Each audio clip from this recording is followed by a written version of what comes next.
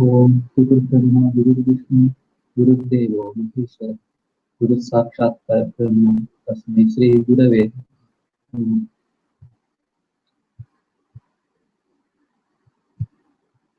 Then I start reading. Yeah, we stopped at Sat existence before this actually. Before this. Yeah, I had gone through the previous recording. Sat. We have to start here, right? Existence. We have seen that. We have seen that consciousness does not die when the body dies. It is eternally present. It was present in the past, it is present now, and it will be present in the future. The body arrives and departs, but not this consciousness. In Sanskrit, whatever is eternal is called Sat or Satyam. Consciousness being eternal is called Sat.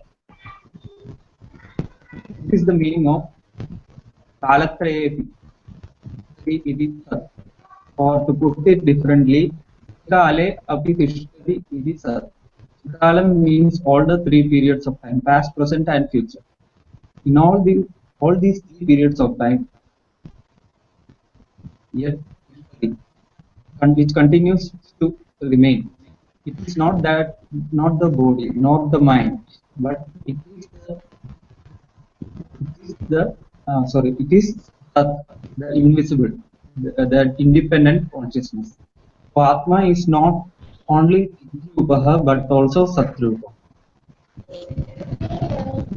Ananda, limitless happiness or like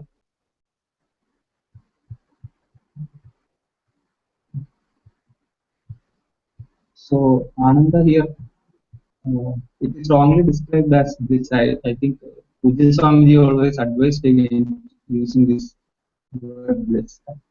So we can avoid it because it is a wrong translation. And the limitless happiness. As regards Atma, we have already studied earlier by discussing the 5 lessons that consciousness is not limited by the boundaries of the body.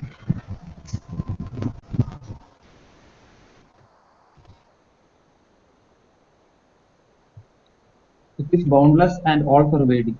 In Sanskrit, the all-pervading principle is called Anantaha. Anantaha or Ananta means boundless, limitless, or to use another Vedantic expression, Purna. Purna means full and complete. This Purnatvam or limitlessness is always experienced in the form of Ananta. Ananta is always experienced as Ananda. Whenever your mind is full, whenever we don't lack anything, we have a sense of completeness. Conversely, whenever we lack something in life, it is expressed as sorrow. Sorrow, therefore, is defined as limitation. Happiness is defined as limitlessness. So, Ananda means Ananda. I don't miss anything in life. I don't lack anything in life. So says not the body, not the mind, not the intellect, but the Atma. The Atma does not lack anything because everything in the creation exists in the Atma only. Therefore, it is Ananda, Purna, Ananda. That is why the author says Ananda is Sukha Swarupa, of the nature of happiness. In this state, if someone were to ask us, what do you want? Our answer will be, I don't want anything because I am Purna, complete in myself. Lord Krishna. Nirmalaji, can you read this verse? Sure. Prajahati yada kaman sarvan parthamanogatan atmanyevatmana tushtaha stita prajnasya dorchyate. Bhagavan says to Arjuna, when one thoroughly casts off all cravings of the mind and is satisfied in the self through the joy of the self, he is said to be of a stable mind of an equanimous mind. A sense of incompleteness always expresses itself as a desire in our mind. We don't have a house of our own. We don't have children. We don't have grandchildren, etc. All these are feelings due to sense of limitation, and this gives us sense of incompleteness. This sense of want gives rise to sorrow. Freedom from this limitation is called purnatva. When we have a feeling of complete contentment, when we want nothing more, when we miss nothing, and that state is the state of ananda, superlative happiness. Atma, Atma is Satchidananda Swarupa. The author concludes, Evam Satchidananda Swarupam Atmanam Vijaniyat. Evam, in this manner, Atmanam Vijaniyat. May you recognize the all-pervading, invisible inner essence. To assimilate this reality, one needs to contemplate a lot. With this, Atma has also been defined by the author. Completes the second major topic of Tattvabodha, which deals with Jiva Vicharaha. Vicharaha means analysis, study or inquiry. Jiva Vicharaha means study of the individual, study of the microcosm. We can discuss it later.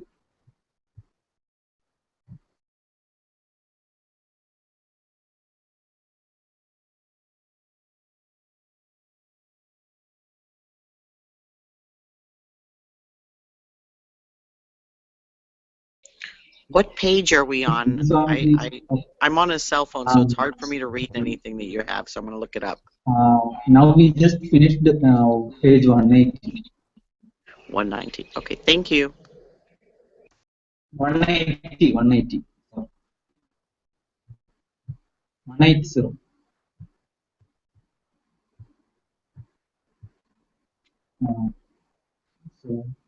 I think we can discuss a bit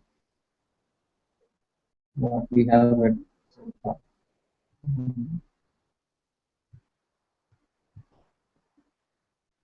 Swami actually says that this is actually a state of mind. So we should not use that word. Ananda is not a state of mind, but it is the Swarupa of Atma.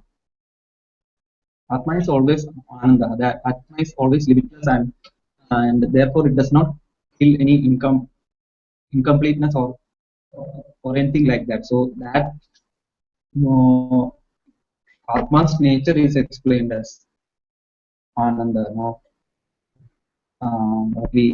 not a specific state of existence. It's not an experience. That is what Pujaswami makes it clear. I will get to his explanation for Satchidananda.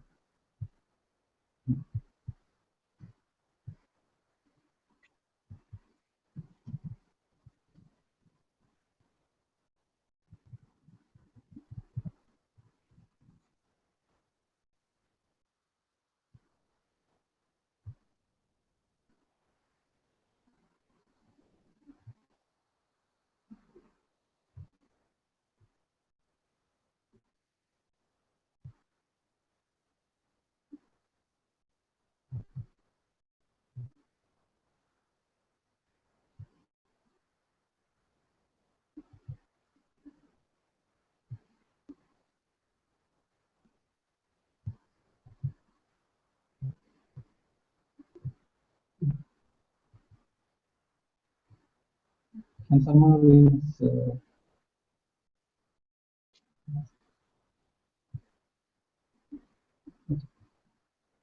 can someone read this?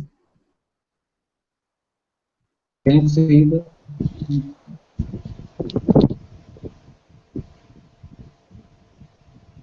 I can read on, is it Okay. page 190? No, not that. Actually, I am. Can you see this on your screen? I am showing a PDF file now. Oh, okay. I can't read any of it. It's too small because I'm on a cell phone. Yeah. I can see, Shamuji. Can I read? Yeah, please read. Okay. Hari Om. Atman, the self, is defined as Sat Chit Ananda. In this three-word definition, Sat is often translated as existence, Chit as consciousness, Ananda as bliss.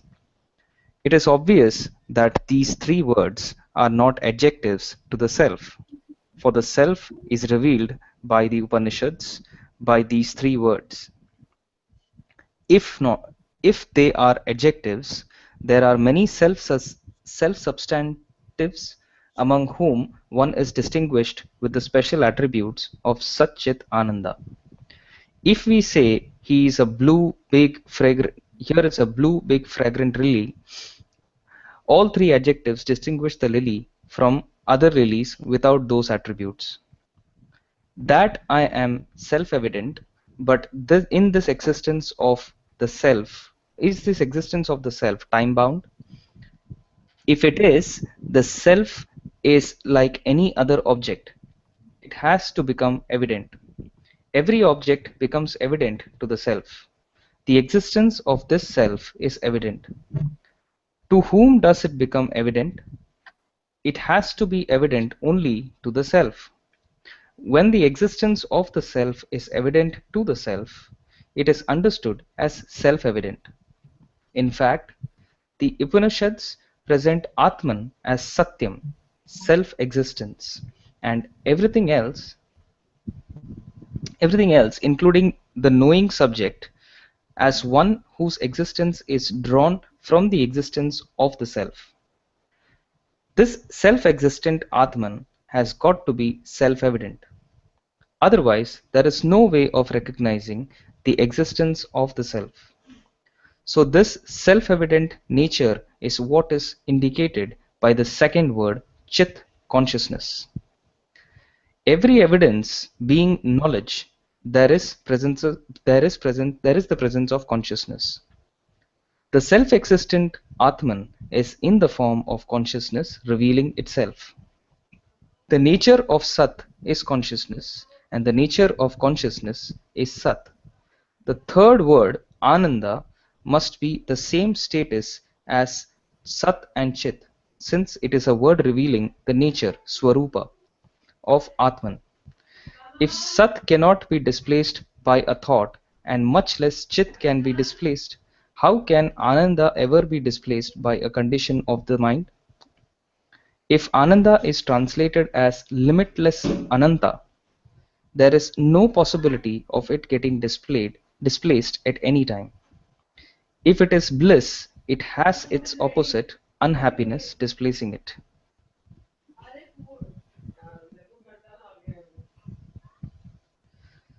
So the word Ananda has really caused a lot of confusion in the mind of seekers as well as teachers. Happiness and sorrow are opposites, and therefore they are mutually opposed to each other. When the one is, the other is not. When I am happy, I am not sad, and when I am sad, I am not happy. But the truth is, the self is Sat, and Chit sustains every condition of this mind, like the water every wave.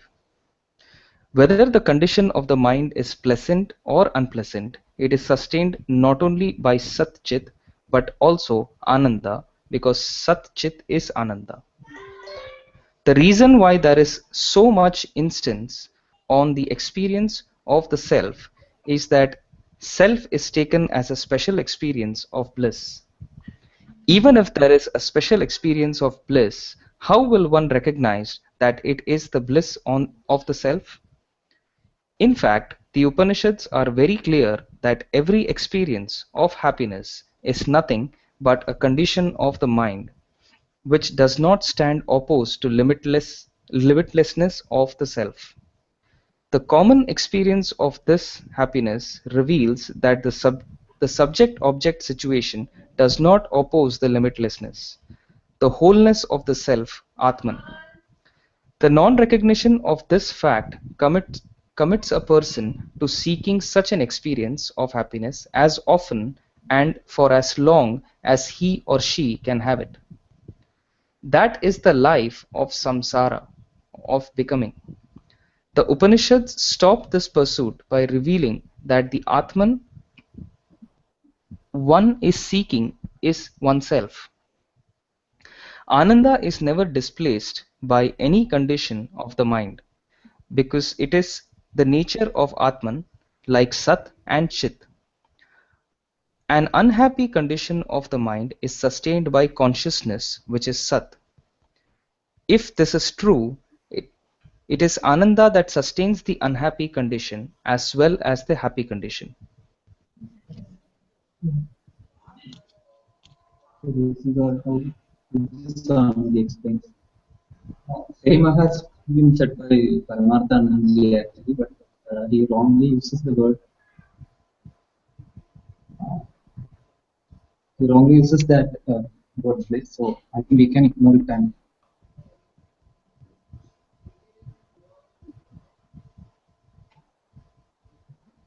is there any point of discuss or we can discuss?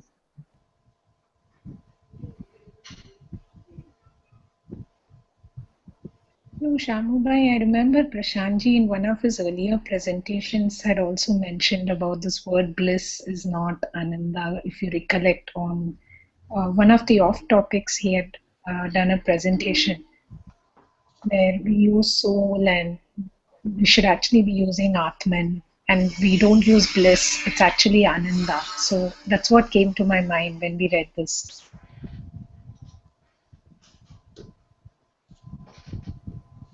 Yeah, Anand, bliss is certainly a state of mind, and so that cannot be Ananda. Ananda is not a state of mind. Ananda is what Ananda is, and it sustains all the states of the mind. So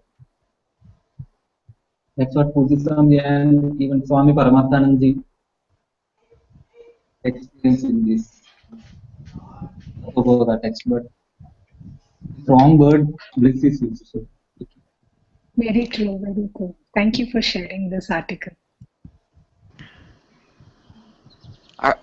In this, we're just saying that the Ananda seems like it's just contentment with everything around you. Like, I don't mean like happiness, but content meaning at peace with whatever is happening, and you can still have an even keel mind and know that it's okay.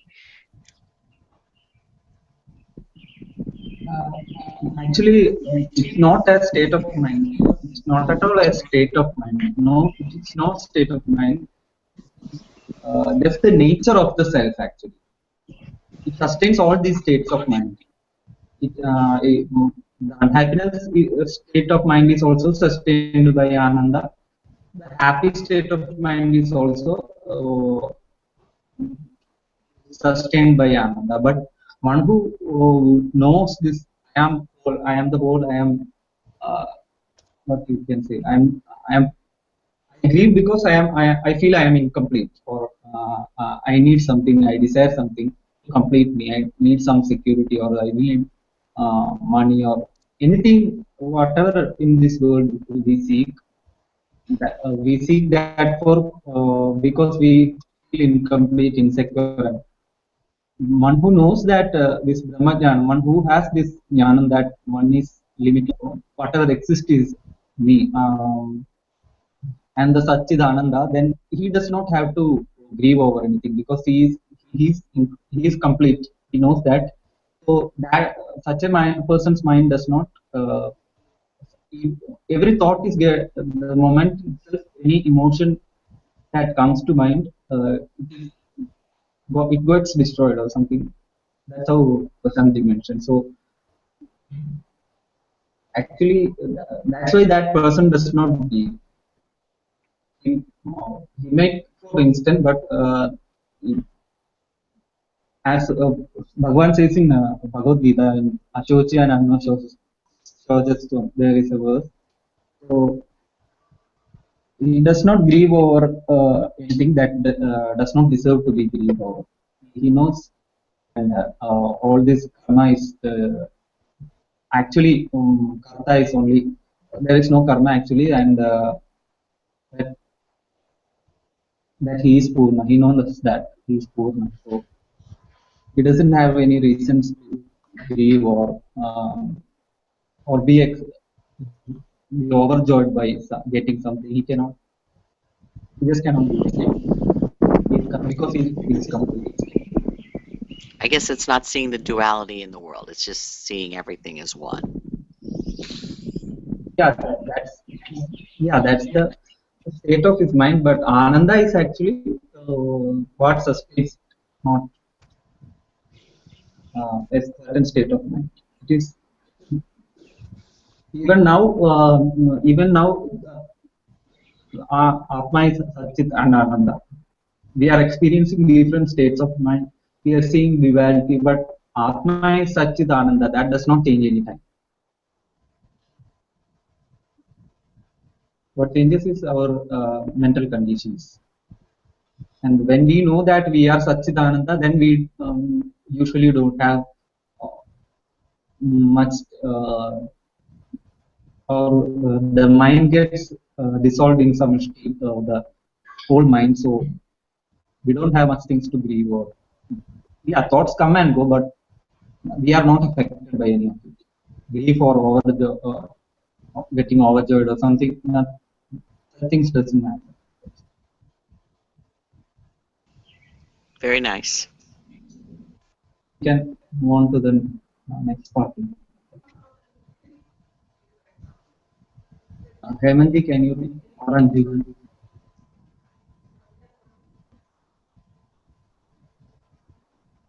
Yeah, I can read.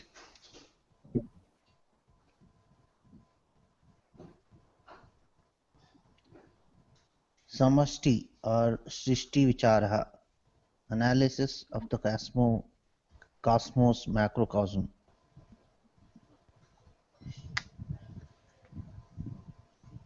Chaturvimshati Tattvabodha Prakaram,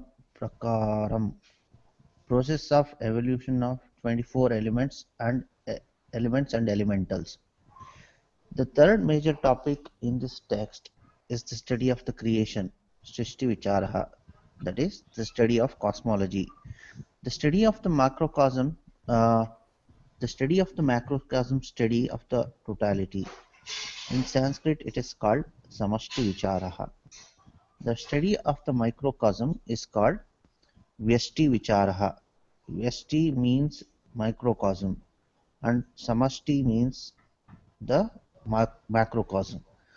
Vyashti means the individual, Samashti means the total.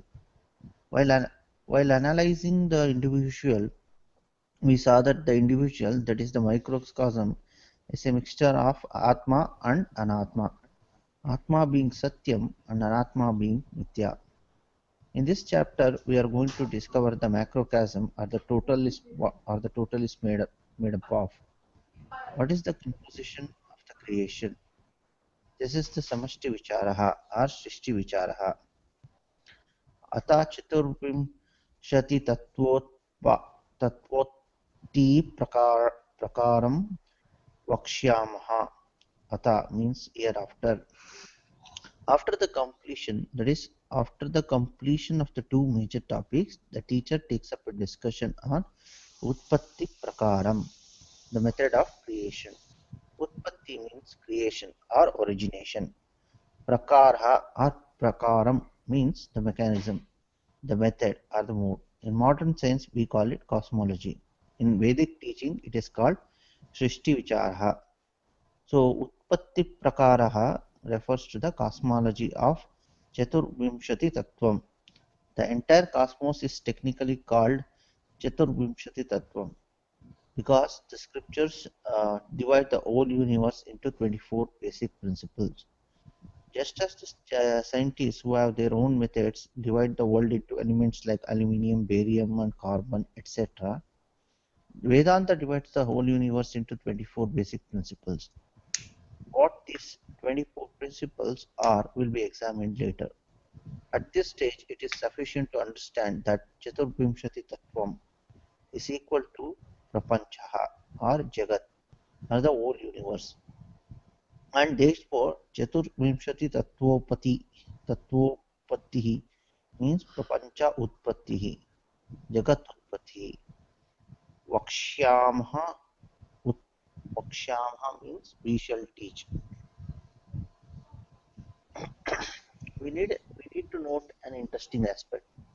The author uses the word we and not I in this sentence. This is because he wants to claim that this is not his own personal teaching but is based on what he has learned from his guru, and which his guru in turn has learned from his guru, and so on. So the author wants to convey that he has the backing of the entire Guru Parampara while teaching. In order to identify the entire Parampara, he uses the word we. Brahmashraya sattvarajasthomo gunatmika maya asti. He starts by explaining the status at the time of the origination of the universe, that is, before the Big Bang, as the scientists prefer to call it now. Before the origination of this universe, there are two primal factors as the very cause of this universe. Like in a family, there are two factors, that is, father and mother. As the very cause of uh, that is father and mother as the very cause of children before the origination of the children. Just as the children have the parents, the whole universe has parents in the form of two basic principles. The first one is called Brahman. Brahman is another name of the Atma itself, the invisible, immortal inner essence of every individual. Therefore, the nature of this Brahman is also Satchit Anandaha. It is it is the eternal and immortal principle that existed even before creation. A revision of the discussion on the topic of Atma will be helpful to this state to understand the nature of this Brahman. Now, one may ask, why are we using two different terms for the one and the same consciousness? The answer is that when the consciousness is seen through a consciousness obtaining within the body, the microcosm, it is called Atma. The very same consciousness seen from the standpoint of totality, the macrocosm, it is called Brahman. For example, a person as the head of the particular family is called the father. The same person, when he is at a level superior a person remaining the same, we gave one name from the standpoint of the family, but a different name from the standpoint of the totality. Similarly, consciousness infused in the body is called the Atma, and the consciousness pervading everywhere in the universe is called Brahman. Another example to understand this aspect is the space obtained within four walls of a room is called inner space. Um, but when the walls are pulled down, the space remains same, but we no longer call it inner space because the word inner is relevant only when the walls are present. If we remove the walls, it is called total space.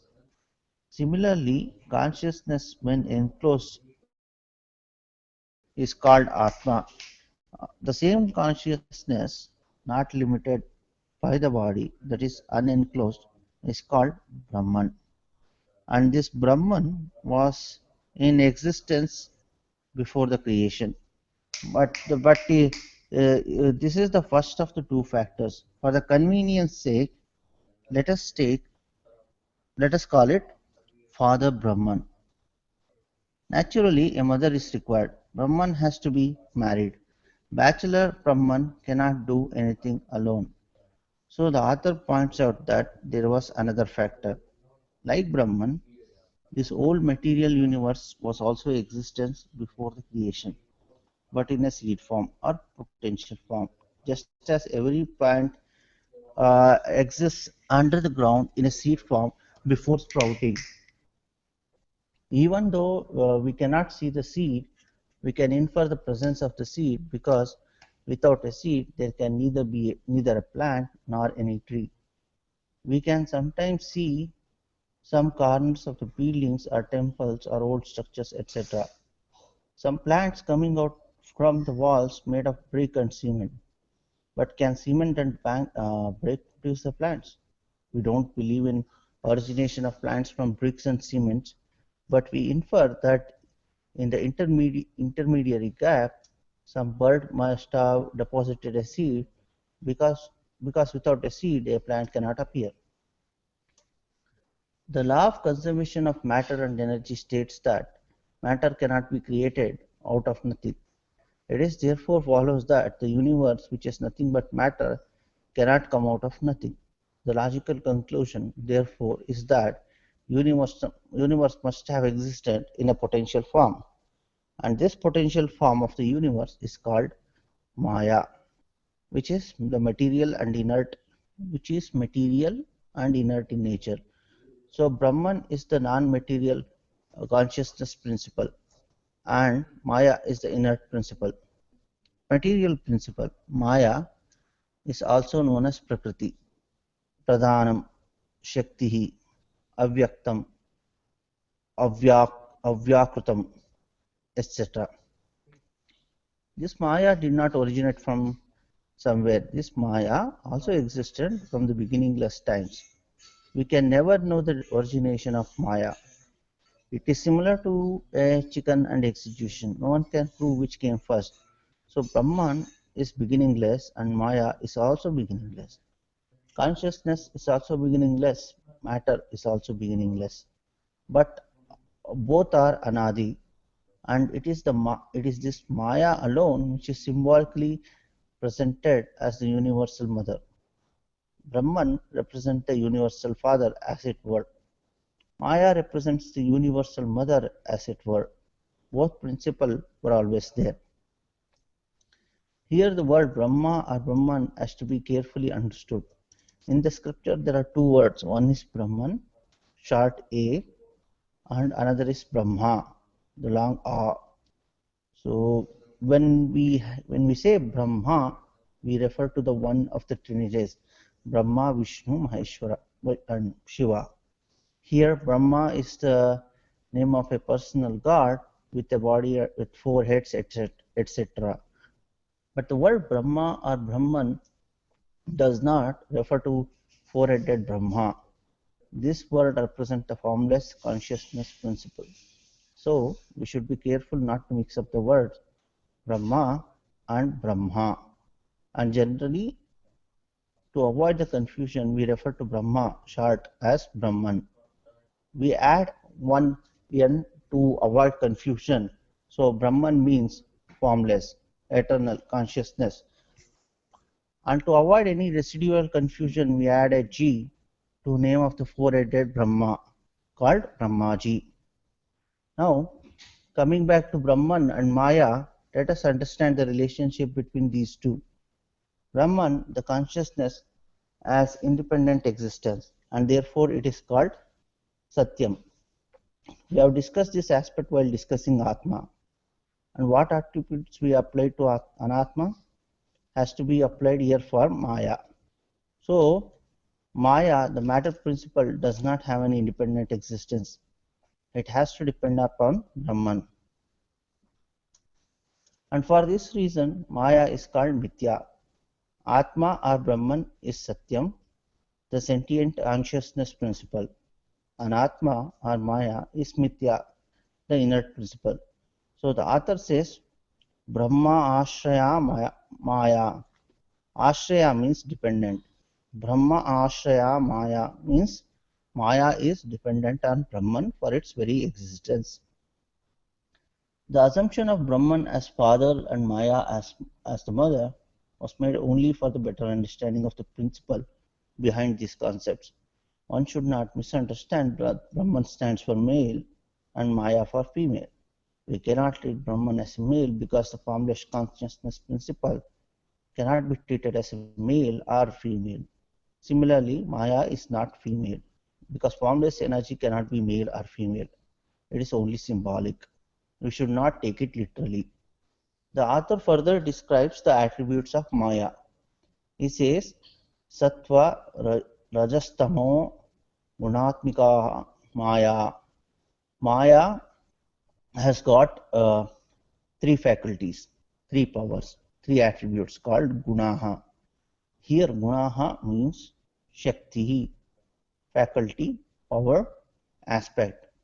Sattva represents the faculty of knowledge, Gnana Shakti. Rajogunaha represent Okay, Kriya Shakti. Hemant, okay, can we stop here and discuss a bit about Brahman Yeah, and Maya? Then we can move on to the okay. three guna. Okay. So this is very important because we should not confuse Maya as since it is beginningless, it has a separate existence without Brahman. That we should not never confuse that. Maya has only a dependent existence, and Maya is actually Brahman's power to manifest as the entire Jagat. So Maya is a Shakti. Maya Shakti is the ability of Brahman to manifest into Jagat and also back to the unmanifest form. So what exists is Brahman. So Maya does not have a Maya is just a dependent existence. So that is very important. And In yeah, this, it's also there is saying, nothing like yeah, please. oh, I was saying that in this, it's letting us know that we just existed, not like the creation isn't from the chicken or the egg. It just is. Isn't that what it's implying? Like, you know how the creation of man, there's always like different principles in different religions. So within this context, it's saying we just are. It's not who came first, whether the seed or the plant, Yeah, yeah, or whether chicken or yeah, egg. yeah, yeah. I am always curious how we became to, how man came to existence within this religion. So Yeah. The physical form and everything came into existence later on, but uh, still we are just Brahman. This is all dependent existence only. The world is real in Vyavaharika terms, but it is only dependent reality. When we go to Paramarthika, there is only Brahman. And, we went to that. So everything is just dependent existence. Like we examine how water is nothing but the H2O and then atoms and so on. Or everything that exists, we can go on and on into some elements. Even in model science, we can go to elements and again go back to uh, atoms, sorry, molecules and molecules to atoms. Then again, if we study that particle and we'll understand that atom is made up of some atomic particles and then there are other particles and so on. We can only say that everything is made up. We cannot actually reach an end by going that way, but still we can understand that the essence of everything that exists is just one and same. That is Satchidananda. Uh, that is what our scriptures explain. But science cannot take us to that. Science can only, yes, perhaps science can only say that there is a, you can say, maybe a common, I know in our logical uh, minds, we always want to find like yeah, where we came from, yeah. though. Like, But we and cannot, it's the hard to only just way say to these are the find it, five elements. We can't. Go ahead. I'm sorry. yeah, no, okay, yeah, you're right. Actually, we can examine anyway in as five elements or as our scriptures do, or we can either examine. We can also examine the science, what modern science is. That way, we can go to basic elements, particles, and so on. But either way, we are not going to reach to Brahman. For that, we have to depend on Vedanta for knowing us. Because we won't reach any end if we go on splitting this particle.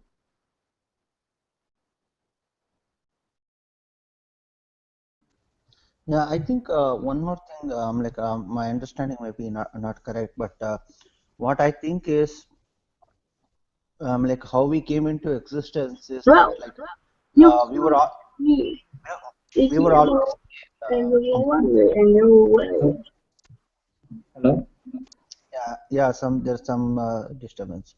Okay, what I was trying to say was I think in the seed form of the Brahman, like we all are like everything, Well, like not if only you we, see, if you see me, Can you but please, the entire Harinji?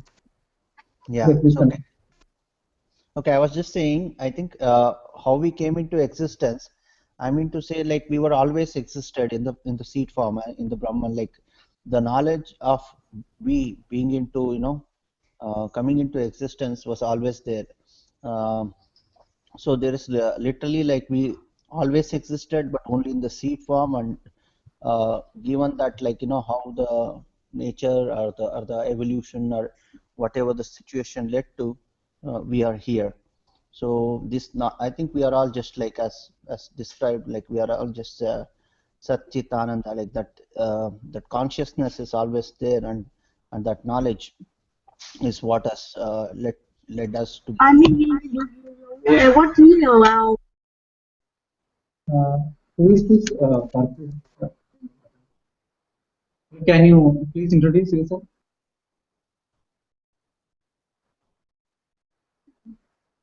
Yeah. Yeah, that's all I think I wanted to say, just that we always existed in the form of knowledge, like Yeah, definitely. Either we existed as Hiranyagarbha, which is, you can say Hiranyagarbha is that seed form, and And you or we, will K-E-E-R. uh, can you please introduce yourself? Who is this person? B-E-E-R. Hey, you know. Okay, I'll have to. My car. Who is this? Okay, I'll have to Sorry, stop. sorry.